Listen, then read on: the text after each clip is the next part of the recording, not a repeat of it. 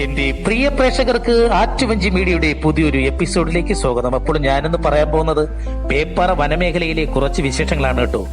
മനുഷ്യനും വന്യമൃഗങ്ങൾക്കും അതുപോലെ തന്നെ പ്രകൃതിക്കും ദോഷകരമായി കൊണ്ടിരുന്ന അൽക്കേഷ്യയും മാഞ്ചിയവും യൂക്കാലിയും ഒക്കെ മുറിച്ചു മാറ്റി പുതിയ ഹരിത സസ്യങ്ങളും അതുപോലെ തന്നെ ഔഷധ സസ്യങ്ങളും ഒക്കെ വെച്ചുപിടിപ്പിക്കാൻ തയ്യാറെടുക്കുന്ന പേപ്പാറ വനമേഖലയിലെ മനോഹര കാഴ്ചയാണ് ഈ വീഡിയോയിൽ നിങ്ങൾ കാണുന്നത്.